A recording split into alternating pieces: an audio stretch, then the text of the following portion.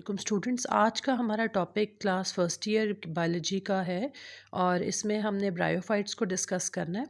Bryophytes जो हैं ये ऐसी क्लास है प्लांट्स की जो फर्स्ट लैंड प्लांट्स कहलाती है। यानी इससे पहले जितने भी प्लांट्स थे वो अंडर वाटर या पानी के जितने सोर्सेज हैं उसके अंदर ग्रो करते थे, उन्हीं पे डिपेंडेंट थे। तो ब्रायोफाइट्स के साथ से लैंड की तरफ प्लांट्स की एवोल्यूशन स्टार्ट हुई, तो इनको फर्स्ट लैंड प्लांट भी कहते हैं।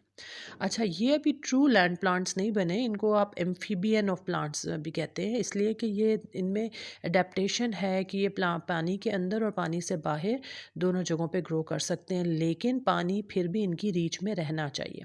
ठीक हो गया। तो ये डिसेंडेंट हैं ग्रीन एल्जी से। ग्रीन एल्जी ने with the passage of time अपने अंदर अडेप्टेशन की और उसने ये ब्रायोफाइट्स की फॉर्म ले ली।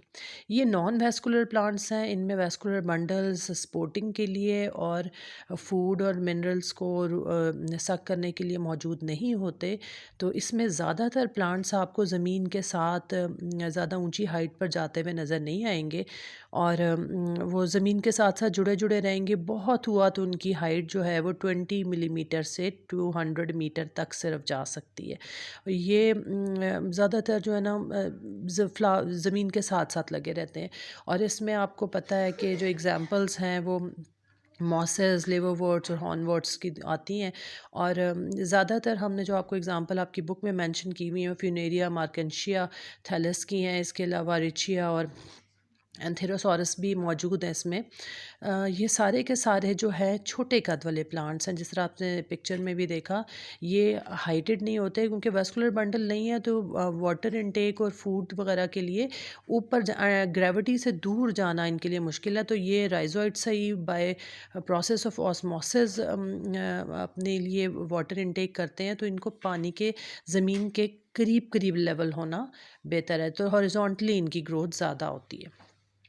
प्लस इनको आप ये कह सकते हैं कि जो वाटर अवेलेबिलिटी है शेडी डैम प्लेसेस पर और जहाँ पर पानी या नमी मौजूद होगी, वो इनके लिए बेस्ट प्लेस होती है ग्रो करने के लिए।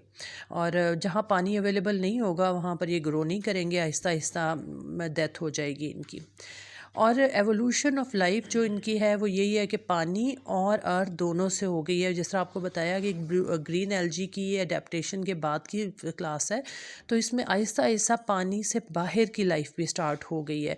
ना इनमें ट्रू रूट्स हैं, ना उनमें ट्रू स्टेम्स हैं, ना इनमें ट्रू लीव्स हैं, लेकिन इनमें leaf like structures, root like यानी रॉइजॉइड स्ट्रक्चर्स मिलेंगे। और इस तरह के इनकी बॉडी थैलस होती है, प्रोथैलस नहीं होती। थैलस बॉडी जो होती है वो मल्टी सेलुलर भी हो सकती है और यूनिसेलुलर भी हो सकती है।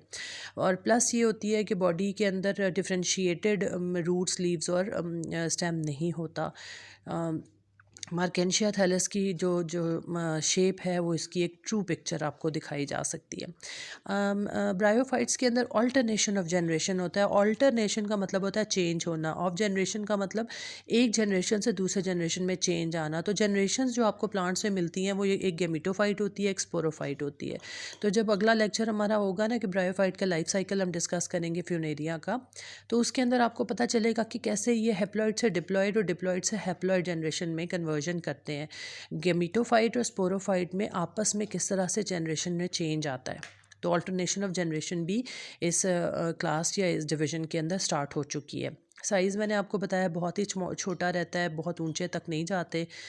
और मैंने आपको ये बताया कि क्योंकि ये पानी पर डिपेंडेंट है अपनी फूड के लिए, तो सिंपल ऑस्मोसिस यानी वाटर डिफ्यूजन के थ्रू ही अपना ये वाटर इनटेक करते हैं ब्रायोफाइट्स के अंदर। और अच्छा, इसमें जो दोनों जनरेशन है गेमिटोफाइट और स्पोरोफाइट, तो इसमें जो गेमिटोफाइट जनरेशन है वो डोमिनेंट है। डोमिनेंट ये आप जीन्स वाला, जेनेटिक वाला डोमिनेंट और रिसेसिव ना समझें। ये डोमिनेंट का मतलब डिपेंडेंट और इंडिपेंडेंट की सेंस में होता है। तो इनका जो गेमिटोफाइट है वो इंडिपेंडेंट है, वो प्रोमिनेंट है, वो डोमिनेंट है। जबकि स्पोरोफाइट जो है वो गेमिटोफाइट पर डिपेंडेंट है। ठीक हो गया। अब ये होमोस्पोरस है, इनमें जितने भी स्पोर्स होते हैं वो एक ही काइंड के, एक ही तरह के मौजूद होते हैं। वो डिफरेंट टाइप के स्पोर्स ये प्रोड्यूस नहीं करते। अच्छा, इसमें एक और चीज़ जो आई है एडेप्टेशन के साथ, वो ये है कि मल्टी सेलुलर प्लांट बॉडी आ चुकी है और एक से ज़्यादा आपको सेल्स जब मिलते हैं तो आपको स्पेशलाइज्ड स्ट्रक्चर्स भी मिलते हैं, मुख्तलिफ़ तरह के ऑर्गन्स भी डेवलप हो रहे होते हैं। लेकिन ये बहुत सारे इनिशियल स्टेज में, यानी बिल्कुल प्राइमरी लेवल पे ये स्ट्रक्चर है, लेकिन ये मल्टी सेलुलर में कन्वर्ट हो चुका है। अच्छा, प्लस ये है कि चूँकि पानी इनकी सबसे बड़ी ज़रूरत है, तो जब जैसे ये मल्टी सेलुलर बने हैं, इन्होंने सबसे पहले क्या किया, पानी की स्टोरेज या पानी को कंज़र्व करना स्टार्ट कर दिया है। तो अब ये नहीं हो सकता कि पानी आया, यूज़ किया और निकल गया, या इनको पानी के अंदर ही मौजूद रहना ज़रूरी है। तो ये फॉर सम इंस्टेंस पानी कंज़र्व करने के काबिल भी हो गए। प्लस एक चीज़ और है कि पानी के अंदर रहेंगे तो इनकी अपर लेयर डैमेज भी हो सकती है, तो इसके लिए इनको एक सेफ्टी लेयर दे दी गई है, एक वैक्सी लेयर, एक वाटरप्रूफ लेयर दे दी गई है, जो एक क्यूटिन फैट पर मौजूद होती है, इसलिए इस लेयर को क्यूटिकल लेयर कहा जाता है, जिसकी वजह से ये एक तो पानी का लॉस नहीं होने देते, प्लस इनका स्ट्रक्चरल डैमेज भी नहीं होता बहुत ऐसे रहने की वजह से पानी में, या पानी के करीब रहने की वजह से। अच्छा, इसमें जो इनके जो बॉडी है इनकी, अपर और लोअर एपिथेलियल के अंदर आपको पोर्स या छोटे छोटे होल्स मिलते हैं। ये जो आगे एडवांस लेवल पे जाके उनको हम स्टोमेटा का नाम दे देंगे, लेकिन ये पोर्स होते हैं। पोर्स के थ्रू इनके अंदर गैशियस और वाटर एक्सचेंज होती है। आपको पता है कि चूँकि ये प्लांट हैं तो कार्बन डाइऑक्साइड इनकी बेसिक ज़रूरत है, तो इसमें कार्बन डाइऑक्साइड सेल के अंदर चली जाएगी और वाटर अंदर चला जाएगा, और इन एज अ रिज़ल्ट जो ऑक्सीजन है वो ये बनाकर आउटर एनवायरनमेंट में ये डिफ्यूज़ आउट कर देंगे थ्रू, बाहर निकाल देंगे, रिलीज़ कर देंगे through those pores present in the epithelial lining of the upper and lower surfaces. अच्छा, मोस्टली इनके अंदर पोर्स होते हैं, जो मैंने अभी आपको बताया, ऑक्सीजन रिलीज़ होते हैं। जो पानी का इनटेक होगा अर्थ के अंदर से, वो राइजॉइड्स के थ्रू होगा, और राइजॉइड्स के अंदर भी ऑस्मोसिस यानी वाटर डिफ्यूजन के थ्रू हो रहा होगा। अच्छा, इसमें यह है कि हेट्रोगैमी है। हेट्रोगैमी का मतलब दो किस्म के इनके अंदर जनरेशन्स है, कि मीटोफाइट भी है, और दो तरह के गमीट्स प्रोड्यूस होते हैं। मोटाइल स्पर्म्स होते हैं। मोटाइल का मतलब ये है कि वो पानी के अंदर with the help of सीलिया move करते हैं और फिर आर्चिगोनिया की तरफ जाते हैं, जहाँ पर ये फ्यूज़ करेंगे एग के साथ, और नॉन मोटाइल एग होगा। एक से ज़्यादा स्पर्म्स होंगे, बेशुमार स्पर्म्स होंगे, एंथीरोजॉइड्स कहलाते हैं जो स्पर्म्स, वो मोटाइल होंगे, विद द हेल्प ऑफ सीलिया वो पानी में मूव करेंगे, और वो मूव करते करते नॉन मोटाइल एग की तरफ जाएंगे, जो आर्चिगोनियम के अंदर स्टोर्ड होगा। अच्छा, अगली जो इनकी कैरेक्टरिस्टिक वो ये है कि इनके अंदर मल्टी सेलुलर सेक्स ऑर्गन्स कहलाते हैं।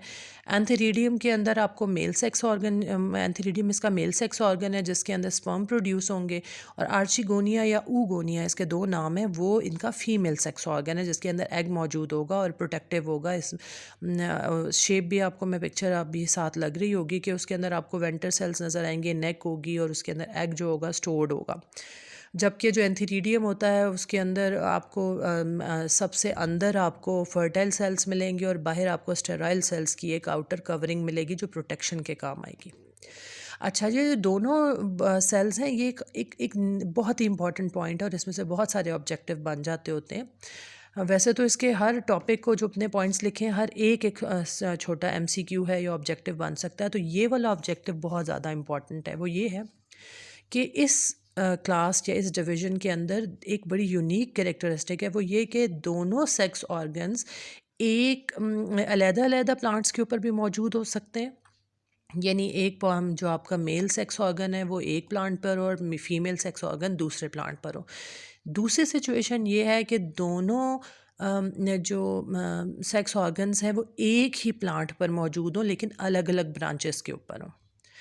अच्छा, तीसरी सिचुएशन इससे भी ज़्यादा मुख्तलिफ है कि एक ही ब्रांच के डिफरेंट पार्ट्स के ऊपर मेल और फीमेल सेक्स ऑर्गन्स मौजूद हों। तो ये तीनों सिचुएशंस आपको ब्रायोफाइट्स में नज़र आती हैं। अगर सेक्स ऑर्गन्स जो हैं वो सेम प्लांट के ऊपर ही होगा, इसको डायेशियस कहा जाता है, यानी एक ही प्लांट के ऊपर दोनों सेक्स ऑर्गन्स नहीं, एक से ज़्यादा डिफरेंट के ऊपर हों तो डायेशियस कहलाता है। अगर एक के ऊपर ही दोनों होंगे तो मोनेशियस कहलाता है, कि एक ही जगह है, एक ही प्लांट पर दोनों किस्म की आपको सेक्स ऑर्गन्स मिलते हैं। अच्छा, तीसरा जो आपका फॉर्म है कि एक प्लांट की एक ही शाख के ऊपर दोनों मौजूद हो, तो ये थर्ड सिचुएशन इसकी कहलाती है। अच्छा, जब स्पर्म और एग फ्यूज़ होंगे तो एम्ब्रियो फॉर्म होगा। ये भी ब्लू ग्रीन एल्गी में आपने इतना स्पेशलाइज्ड नहीं देखा था, लेकिन इसके अंदर एक मल्टी सेल्ड एम्ब्रियो फॉर्म होगा। और वो इसकी जो बात है वो ये है कि this embryo will remain attach to the archegonium. और ये डबल एन यानी हैप्लॉइड होता है, 2n होता है। और ये जब तक ये पूरी तरह से ग्रो नहीं करेगा, ये आर्चिगोनियम या फीमेल सेक्स ऑर्गन्स के अंदर ही सेव रहेगा। स्पोरोफाइट जनरेशन के अंदर आपको फुट, सीटा और कैप्सूल नज़र आएगा। ये एक छोटा सा, आप समझें, एक थ्रेड लाइक स्ट्रक्चर है जिसके ऊपर एक छोटा सा कैप्सूल होता है। तो ये जो स्पोरोफाइट है ये डिपेंडेंट होगा गमीटोफाइट के लिए फॉर इट्स सर्वाइवल और फॉर इट्स फूड वगैरह। स्पोर्स जो प्रोड्यूस होंगे वो स्पोरोफाइट के ऊपर होंगे, मियोसिस में होंगे। और चूँकि ये मियोसिस के थ्रू हो रहा होगा तो ये हैप्लॉइड होगा। तो अभी आप ये देख लें कि एम्ब्रियो जो है वो डिप्लॉयड हो गया और जो स्पोर्स थे वो एन है, हैप्लॉइड हैं। तो ये भी आपको सिर्फ इन पॉइंट्स में ही आपको अल्टरनेशन ऑफ जनरेशन मिल रहा है। अभी हमने लाइफ साइकिल को डिटेल में डिस्कस करना है नेक्स्ट लेक्चर में। अगला जो है जी, sterile cells protect the fertile cells sperm until and sperms until favourable conditions. आपका जो एंथेरिडियम के अंदर जो सेल्स होते हैं वो अंदर फर्टाइल है और बाहर स्टेराइल सेल्स ने उनको प्रोटेक्टिव लेयर दी है। जब तक फेवरेबल कंडीशन नहीं होती वो समझो इस सिस्ट या इस लेयर के अंदर सेव रहते हैं। अच्छा, ये अब होगा क्या जब हम मोटाइल स्पर्म मूव कर प्रोड्यूस हो जाएंगे, तो एक निज़ाम होगा कि आर्चिगोनियम का जो एक टिप है उसके ऊपर एक पानी को वो एब्ज़ॉर्ब करेगी। पानी को एब्ज़ॉर्ब करने के बाद वो थोड़ा-सा अपने अंदर से एक ख़ास किस्म का स्ट्रक्चर बनना डेवलप होगा। उस स्ट्रक्चर के डेवलप होने से वो पहले स्वेलो अप होगी पानी के इनटेक की वजह। जब वो स्वेल अप हो जाएगी फिर वो बर्स्ट होगी और उसके अंदर से एक केमिकल सब्सटेंस रिलीज़ होगा जो कि ग्लूकोज़ या सुक्रोज़ की फ़ॉर्म में होगा। इस केमिकल के रिलीज़ होते हुए स्पर्म को एक इंडिकेशन मिल जाएगी कि उन्होंने किस तरफ आर्चिगोनियम में जाना है। तो आप समझें कि ये एक कीमोटैक्सिस एक सिचुएशन होती है, एक प्रॉपर्टी है जिसमें केमिकल रिलीज़ होता है और केमिकल रिलीज़ गाइड करता है किसी दूसरे ऑर्गन या part of body of the organ को या किसी ऑर्गेनिज्म को कि वो उस तरफ मूव करे। तो यहाँ पे कीमोटैक्सिस की वजह से जो स्पर्म है वो आर्चिगोनियम की तरफ मूव करेंगे। अच्छा, यहाँ ये सारा हमने जो डिस्कस कर लिया, हमने ये भी देख लिया कि ब्रायोफाइट्स जो है वो अडेप्टेशंस के बाद स्टार्ट हुए हैं land plants, first land plant के तौर पे। तो ये ना समझें कि ये कोई अनइम्पॉर्टेंट। अच्छा, ब्रायोफाइट्स जो है वो एक बहुत इम्पॉर्टेंट भी है हमारी लाइफ के लिए, हमारी वर्ल्ड के लिए, हमारी एनवायरनमेंट के लिए। और वो ये है कि ये सबसे पहली बात तो ये they add fertility to the soil. जो सॉइल बैरन हो या अनयूज्ड हो वो उसमें कॉलोनाइज कर देते हैं और वो स्टेराइल या अनफर्टिलाइज सॉइल को रिसाइकिल कर देते हैं और उसको फर्टाइल बना देते हैं। प्लस इसके अलावा ये वेस्टेज कंट्रोल के तौर पे भी हम इसको इस्तेमाल कर रहे होते हैं। कंस्ट्रक्शन के अंदर भी टू सम एक्सटेंट इसको मुख्तलिफ अंदाज में इस्तेमाल किया जाता है। इनको फ्यूल के तौर पे भी इस्तेमाल किया जा रहा है, इनको पेस्टिसाइड्स के तौर पे इस्तेमाल किया जा रहा है। और बहुत ही अजीब सी बात कि इनको ये जो रेडियो एक्टिव इंडिकेटर्स हैं उनके तौर पे भी यूज़ किया जा रहा है। और यानी जो ब्रायोफाइट्स हैं, ये ब्रायोफाइट्स हमारे इकोसिस्टम को भी इन्हांस कर रहे हैं और हमारी इकॉनमी, हमारे लिए फाइनेंशियली और हमारी लाइफ को बेटर करने में भी फ़ायदा दे रहे हैं। तो हम इनको यूज़लेस प्लांट्स नहीं समझ सकते। तो अब इसके बाद बेटा हमारा जो अगला लेक्चर होगा वो कहलाएगा लाइफ साइकिल ऑफ ब्रायोफाइट्स। इसमें हमने फिनेरिया के लाइफ साइकिल को डिस्कस करना है। आई होप आपको ये समझ आ गया होगा। Thank you.